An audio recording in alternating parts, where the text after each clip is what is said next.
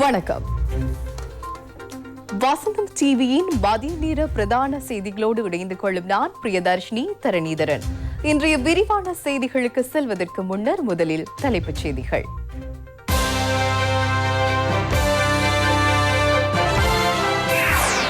Board சிட்டியின் ஒரு பகுதி மக்கள் உரிமைக்கு. கொரோனா ஒழிப்புக்கு தேவையான சகல தடுப்பூசிகளும் நாட்டில் உள்ளதாக சுகாதார பிரிவு தெரிவிப்பு. நாளை முதல் சகல பிள்ளைகளுக்கும் பாடசாலைகள் திறப்பு. பாணந்துறை சலிந்துவின் உதவியாளர் போலீசாரால் கைது. கொரோனா மரணத்தை தடுக்க தடுப்பூசி ஏற்றிக் கொள்ளுங்கள், பிரித்தானிய பிரதமர் கோரிக்கை.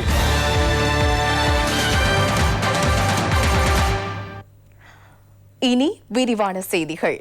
கொழும்பு துறைமுக நகரின் தரிப்பு முனையம் இன்று மக்கள் உரிமைக்கு வழங்கப்பட உள்ளது. ஜனாதிபதி கோட்டாபய ராஜபக்ஷ மற்றும் பிரதமர் மஹிந்த ராஜபக்ஷ ஆகியோர் தலைமையில் நிகழ்வு இடம்பெறவுள்ளது. 2 நாள் உத்தியோகபூர்வ விஜயம் மேற்கொண்டு நேற்று நாட்டுக்கு வருகை தந்த சீன வெளிவிவகார அமைச்சர் வாங் யி உள்ளிட்ட தூதுக்குழுவினரும் இந்நிகழ்வில் பங்கேற்க உள்ளனர். உள்நாட்டு வெளிநாட்டு சுற்றுலா பயணிகளுக்கு புதிய அனுபவத்தை பெற்றுக் கொடுக்கும் வகையில் இந்த இலகு படகு தரிப்பிட நடைபாதை மருங்கு மக்களின் உரிமைக்கென திறந்து வைக்கப்படுகின்றது. ஜனாதிபதி கோட்டாபய ராஜபக்ஷ பிரதமர் மஹிந்த ராஜபக்ஷ ஆகியோர் தலைமையில் இடம்பெறும் நிகழ்வில் சீன வெளிவிவகார அமைச்சர் வாங் யி உள்ளிட்ட தூதுக்குழுவினர் கலந்து கொள்ள உள்ளனர்.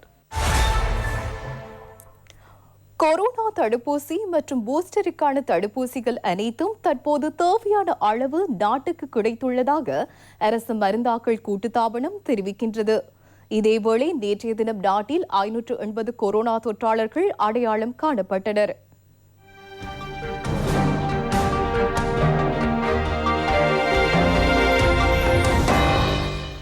நேற்றைய தினம் நாட்டில் 580 கொரோனா தொற்றாளர்கள் அடையாளம் காணப்பட்டதை அடுத்து இலங்கையின் மொத்த கொரோனா தொற்றாளர்களின் எண்ணிக்கை 5,91,239 அதிகரித்துள்ளது.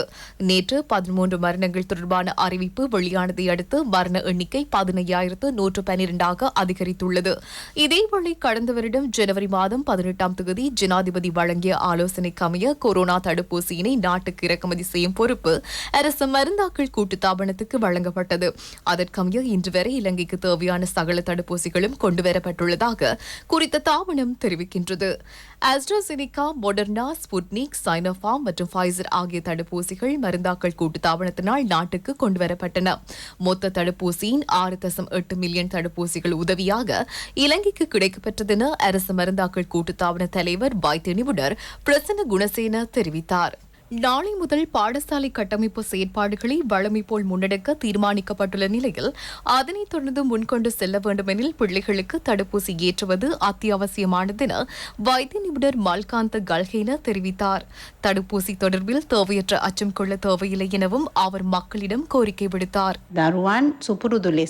பிள்ளைகள் சுமார் 2 வருடங்களின் பின்னர் தங்களுடைய வளமையான கல்வி செயற்பாடுகளுக்காக பாடசாலைகளுக்கு செல்வதற்கான சகல ஏற்பாடுகளும் அரசாங்கத்தினால் மேற்கொள்ளப்பட்டுள்ளன. 12 வயதுக்கு மேற்பட்ட பிள்ளைகளுக்கும் தடுப்பூசி ஏற்றும் நடவடிக்கையினை அரசாங்கம் தற்போது ஆரம்பித்துள்ளது. சில பெற்றோருக்கு இது தொடர்பில் போதிய அளவு தெளிவின்மை மற்றும் சமூகத்தில் காணப்படுகின்ற சில நம்பிக்கைகள் காரணமாக பிள்ளைகளுக்கு இந்த தடுப்பூசியை வழங்குவதா இல்லையா என்பது தொடர்பில் பெற்றோர்கள் இன்னும் தீர்மானம் எடுக்க முடியாத நிலையில் உள்ளனர். உங்கள் பிள்ளைக்கு தவறாது தடுப்பூசி ஏற்றுங்கள். இதனை ஆசிரியர்கள் கூறினால் இது சிறப்பாக இருக்கும். இந்த நோயிலிருந்து பாதுகாப்பு பெற சமூகத்தில் உள்ள அனைவரும் பொறுப்புடன் செயற்பட வேண்டும்.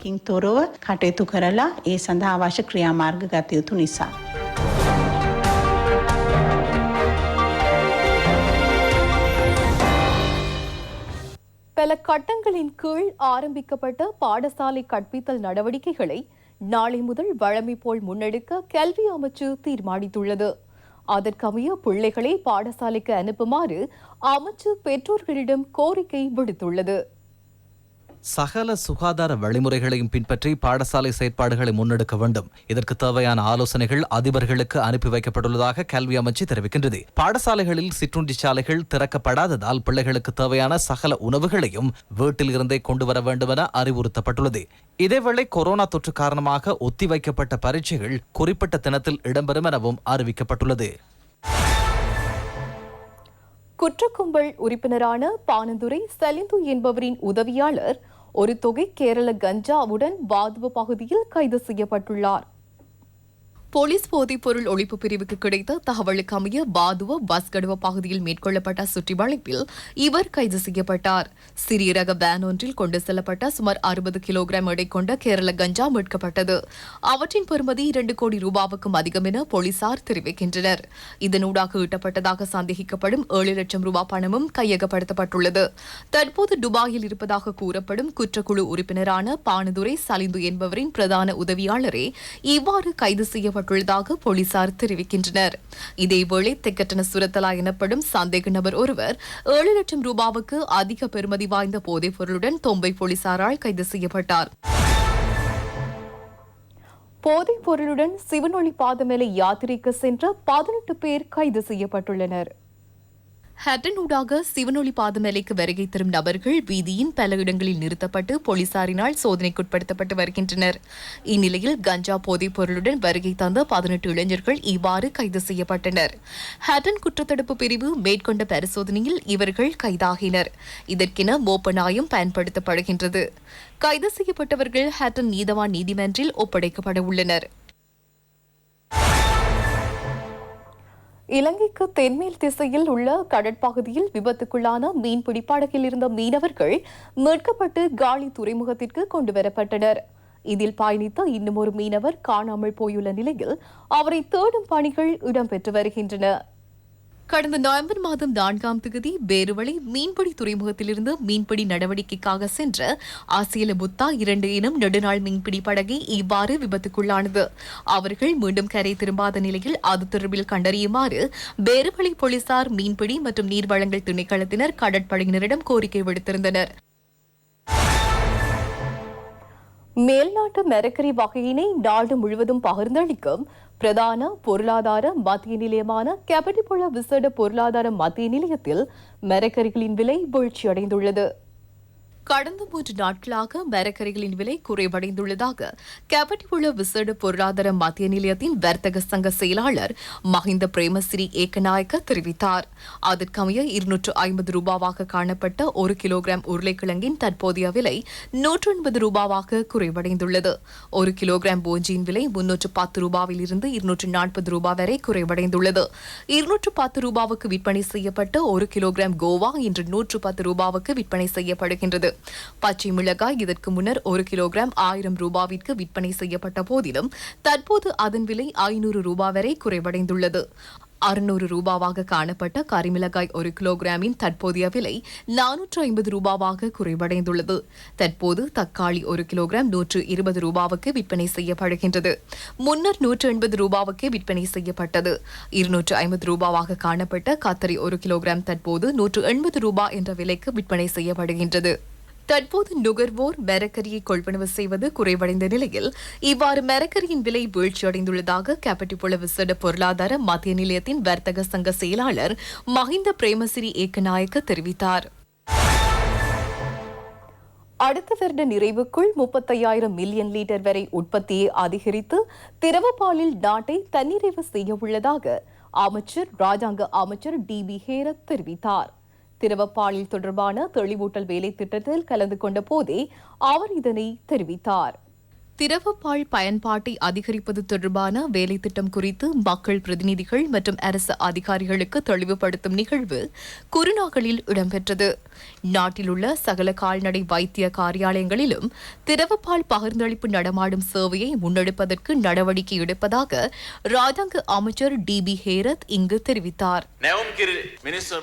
தூய்மையான பாலை மக்கள் பருக வேண்டுமெனில் அதற்கான வாய்ப்புகளை உருவாக்க வேண்டும். 1 கிலோகிராம் பால்மா தயாரிப்புக்கு 8.5 லிட்டர் பால் தேவைப்படுகின்றது.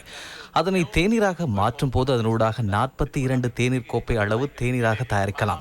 ஆனால் 2.5 லிட்டர் தூய பசும்பாலில் இருந்து இந்த 42 தேநீர் கோப்பைகளை தயாரிக்க முடியும்.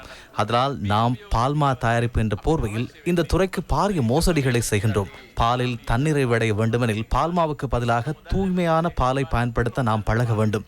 இந்த சவாலை வெற்றி கொள்ள உங்களின் அர்ப்பணிப்பு எங்களுக்கு மிகவும் தேவை.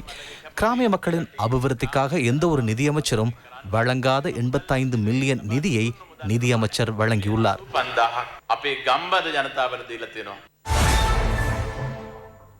நல்லாட்சி அரசு காலப்பகுதியில் தமது அறுவடையை விற்பனை செய்ய முடியாது வீதிக்கிறங்கி போராட்டம் நடாத்த வேண்டியிருந்த நிலையில் தற்போது ஜனாதிபதியின் தலைமைத்துவத்தின் கீழ் அறுவடைக்கு நியாயமான விலை கிடைப்பதாக மிளகு பயிற்சியாளர்கள் தெரிவிக்கின்றனர்.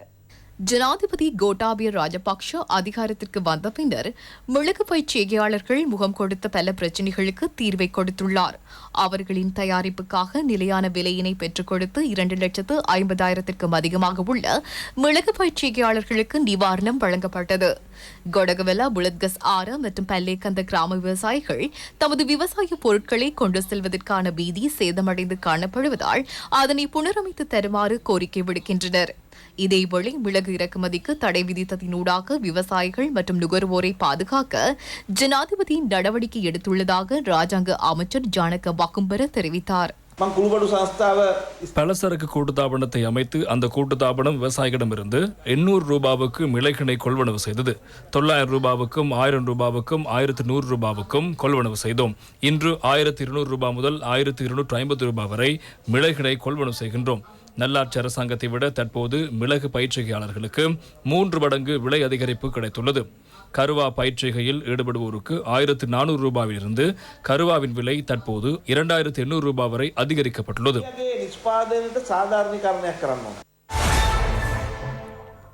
மேலும் சில செய்திகளின் தொகுப்பு அடுத்து. ஜனாதிபதியின் 1,00,000 கிராமிய வீதிகளை புனரமைக்கும் வேலை திட்டத்துக்கு அமைய மட்டக்களப்பு படுவான்கரை பகுதியில் முதலைக்குடா கிராமத்தின் மத்திய வீதியை புனரமைக்கும் பணிகள் பாராளுமன்ற உறுப்பினர் சிவனேசன்புரி சந்திரகாந்தனின் ஆலோசனையின் பேரில் இன்று ஆரம்பமானது. சுமார் 2 மில்லியன் ரூபாய் செலவில் வீதி கான்கிரீட் இடப்படுகின்றது. நுவரேலியா அக்கரப்பத்தனி பெவர்லி தோட்டத்தில் நல்லாட்சி அரசு காலத்தில் அமைக்கப்பட்டு கைவிடப்பட்ட நிலையில் இருந்த 81 வீடுகள் மீள புனரமைக்கப்பட்டு மக்களிடம் கையளிக்கப்பட்டுள்ளது. மின்சாரம், நீர், பாதை உள்ளிட்ட அடிப்படை வசதிகளை ராஜாங்க அமைச்சர் ஜீவன் தொண்டமான் நிவர்த்தி செய்து மக்களிடம் கையளித்துள்ளார். இதற்கு அப்பகுதி மக்கள் அரசாங்கத்துக்கும் ராஜாங்க அமைச்சர் ஜீவன் தொண்டமானுக்கும் நன்றி தெரிவித்தனர்.